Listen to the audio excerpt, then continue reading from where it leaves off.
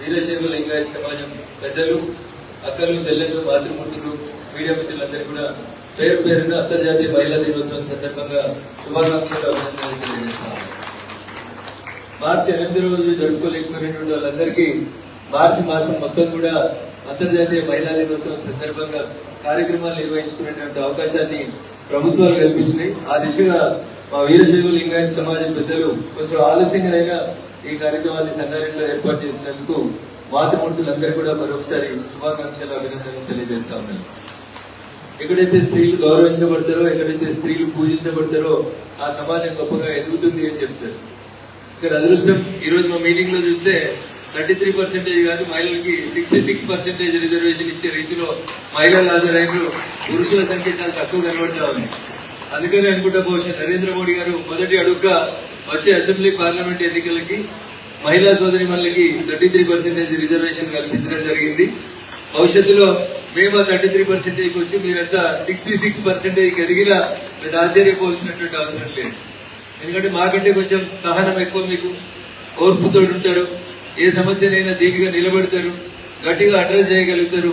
అందుకని ఈ దేశంలో ఉన్నటువంటి అనేక మంది దేవతామూర్తుల పేర్లు కానివ్వండి, ఆఖరికి మనం నడిచేటువంటి నేల పేరు కానివ్వండి, ఈ గడ్డను కానీ భారత్ మాత అనే చెప్తారు తప్ప ఇంకొకటి చెప్పదు. ఎందుకంటే నిజంగా కూడా ఒప్పుకోవాలి, మాకు కొంచెం ఓపిక తక్కువ.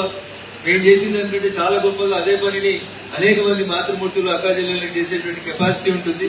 కానీ ఇంతకాలం ఓ తండ్రి చాటు కూతురుగానో, ఓ భర్తకి చాటుగా భార్యగానో అట్లా గడిపినటువంటి మీరు ప్రస్తుతం మన ప్రధాని నరేంద్ర మోడీ గారి నాయకత్వంలో రానున్న ఎన్నికల్లో మాతో ధీటుగా అసెంబ్లీలో, పార్లమెంట్ లో మీరు ఎదగాలని, మీ వల్ల చట్టసభలకి శోభ రావాలని, మీరు చేసేటువంటి చట్టాలు సమాజంలో మహిళలకి మరింత గౌరవాన్ని పెంచే రీతిలో ఉండాలని చెప్పి ఈ సందర్భంగా నేను మనస్ఫూర్తిగా ఆశిస్తున్నాను, ఆకాంక్షిస్తున్నాను.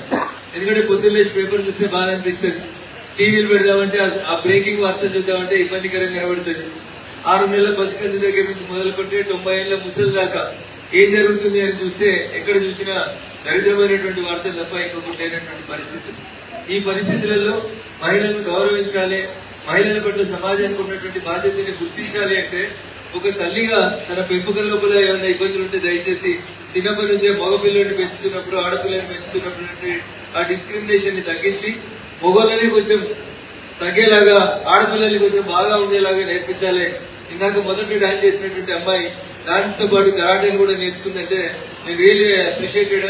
ఇది సమాజానికి అవసరం. తనను తాను రక్షించుకున్నప్పుడే తాను సమాజాన్ని రక్షించడానికి అవకాశం ఉంటుంది. కాబట్టి వాళ్ళ నాన్నని ఈ సందర్భంగా నేను ప్రత్యేకంగా అభినందిస్తున్నా. కూతుర్ని కూడా కొడుకులాగా కరాటే క్లాసులకు పంపించి చిన్నప్పటి నుంచే సెల్ఫ్ డిఫెన్స్ నేర్పించినందుకు వారి తండ్రికి నేను ప్రత్యేకంగా అభినందనలు తెలియజేస్తా ఉన్నాను. మీరు ముందుకు రావడం వల్ల సమాజంలో ఉన్నటువంటి అనేకమైనటువంటి రుగ్మతలు రూపుమాపడానికి అవకాశం ఉంది. ఆ రోజు 12th సెంచరీలోనే బసవలింగప్ప గారు కలగన్నటువంటి, బసవేశ్వరుడు కలగన్నటువంటి అనేక సామాజిక రుగ్మతల్ని పారదోలాలని, కులం మతం పేరు మీద జరుగుతున్నటువంటి విచక్షణ లేకుండా సమాజం ఎదగాలని, ఓ కవిగా, ఓ వక్తగా ఈ సమాజం ఎట్లా ఉద్ధరించబడాలని ఆ రోజు 12th సెంచరీలో వాళ్ళు కలగంటే 21st సెంచరీకి వచ్చిన తర్వాత కూడా ఇంకా వారు కలగనటువంటి సమాజం నిర్మించబడకపోవడం అనేది నిజంగా బాధాకరమైనటువంటి విషయం. ఈ మధ్యలోనే ఎక్కడికి పోయినా పటాంజలి దగ్గర నుంచి మొదలుకుంటే హైదరాబాద్ వరకు ఏ పట్టణానికి పోయినా బసవేశ్వరుని విగ్రహాలు చాలా గొప్పగా ఏర్పాటు చేస్తా ఉన్నారు.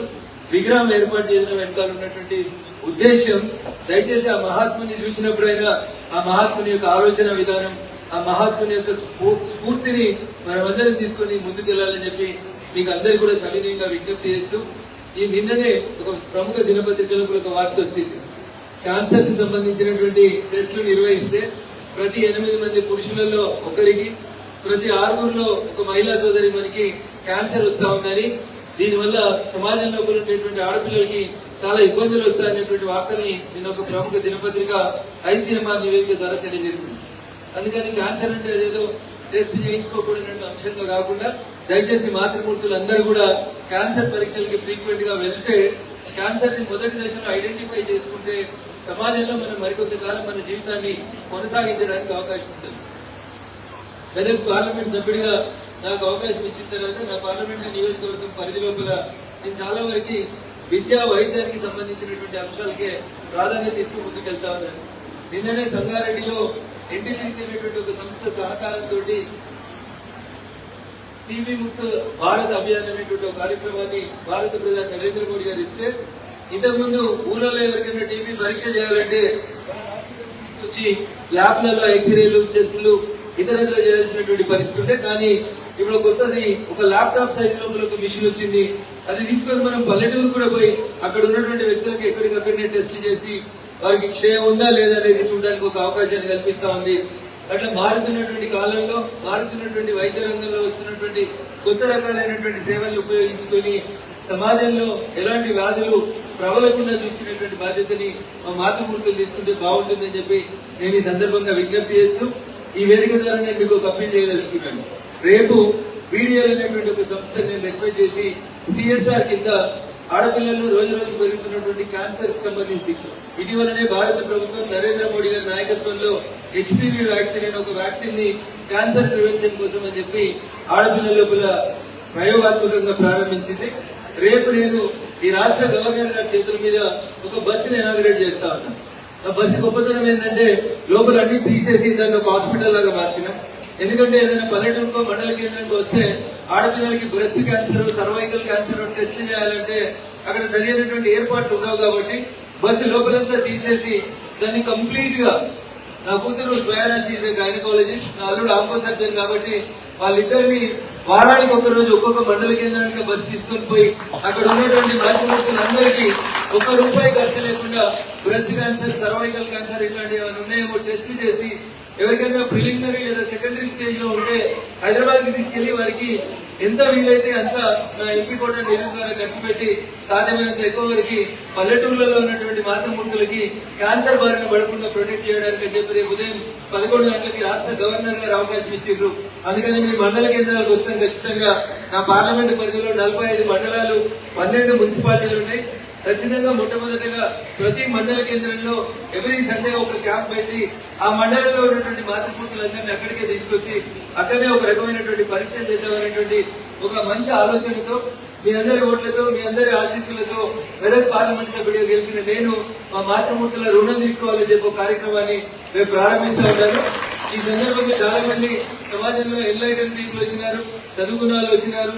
సమాజాన్ని మరింత చైతన్యవంతం చేసేటువంటి మీ అందరినీ వేదిక ద్వారా కలుసుకునేటువంటి అవకాశాన్ని వాడుకొని రేపటి నుంచి ఎక్కడ ఎవరికి ఇబ్బంది ఉన్నా మొహమాట పడకుండా క్యాన్సర్ స్క్రీనింగ్ టెస్టులు అందరికీ కూడా మహిళల్ని ఎంకరేజ్ చేయాల్సిందిగా మీ అందరినీ కోరుకుంటూ మరొకసారి ఈ సమాజం మనకి ఏమిచ్చిందని కాకుండా సమాజానికి మనం ఏమి ఇచ్చేదానికి ప్రయత్నం చేస్తున్నాం అనేటువంటి ఒక ఆలోచనలో మీరందరూ కూడా సహకరించాలని, మీ తమ్ముడిగా, మీ అన్నగా ఆ దిశగా మీ ఆశీస్సులు ఎల్లప్పుడూ మాకు ఉండాలని కోరుకుంటూ నాటి బసవలింగేశ్వరుని కళను, బసవేశ్వరుని కళని సమాజంలో పునరహితమైనటువంటి ఒక మంచి ఆలోచన విధానంతో అభివృద్ధి చెందాలనేటువంటి ఆకాంక్షని తీసుకెళ్లి మీరు ముందుకెళ్లేటువంటి పరిణామ క్రమంలో మీరు నిర్మించదలపెట్టినటువంటి మీ వీరశైవ సమాజం భవనానికి గౌరవ జైరాబాద్ పార్లమెంట్ సభ్యులు సురేష్ శెట్టార్ గారితో కలిసి నేను కూడా నా వంతు సహాయ సహకారాలు అందిస్తానని, గత ప్రభుత్వం కాశీపూర్ లో ఇచ్చినటువంటి ఈ ఒకే స్థలానికి సంబంధించి ఏమైనా లీగల్ ఇబ్బందులు ఉంటే వృత్తిరీత్యా నేనే అడ్వకేట్ కాబట్టి సాధ్యమైనంత తొందరగా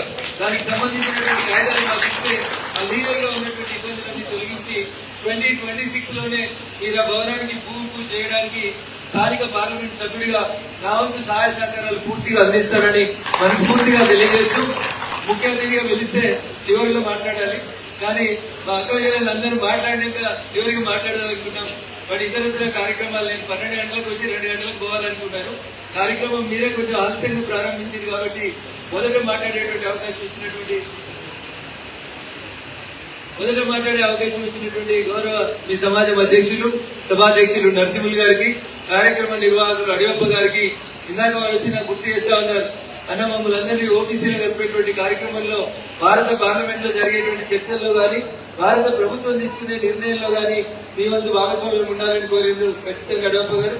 ఈ ప్రాంత పార్లమెంట్ సభ్యుడిగా ఈ ప్రాంతంలో ఎక్కువ మంది వీరశైవ లింగాయత్ సోదరులు ఉంటారు కాబట్టి ఖచ్చితంగా మీ సమస్యల పట్ల భారత ప్రభుత్వాన్ని, గౌరవనీయులు నరేంద్ర మోడీ గారిని ఒప్పించి మీ అడుగులు ఆ దిశగా పడేందుకు, వీరశైవ సమాజం యొక్క అడుగులు అభ్యున్నతి వైపు పడే దిశగా స్థానిక పార్లమెంట్ సభ్యుడిగా నా వంతు సహాయ సహకారాలు ఎల్లప్పుడూ అందజేస్తానని చెప్పి తెలియజేస్తూ అవకాశం ఇచ్చినటువంటి వేదిక మీద ఉన్నటువంటి పెద్దలకి ఈ రోజు మహిళా దినోత్సవ సందర్భాన్ని పురస్కరించుకొని పెద్దలు నరసింహులు గారి నాయకత్వం లోపల వీరశైవ లింగాయత సమాజం సంగారెడ్డి జిల్లా ఆధ్వర్యం లోపల మున్సిపాలిటీలో ఇటీవల జరిగిన మున్సిపల్ ఎన్నికల్లో మరి గ్రామ పంచాయతీ ఎన్నికల్లో విజయం సాధించినటువంటి వీరశైవ లింగాయత్ కౌన్సిలర్లకి మరి సర్పంచులందరికీ కూడా ప్రత్యేకంగా సన్మానం చేయాలనేటువంటి ఒక కార్యక్రమాన్ని చేపట్టినందుకు అధ్యక్షులు నరసింహులు గారిని ఈ సందర్భంగా మరొకసారి అభినందనలు తెలియజేస్తూ అవకాశం ఇచ్చిన వేదిక ముందున్నటువంటి మాతృమూర్తులందరికీ కృతజ్ఞతాభివందనాలు తెలియజేస్తూ సెలవు తీసుకుంటా ఉన్నా. జై హింద్, జై భారత్, ఓం నమః శివాయ.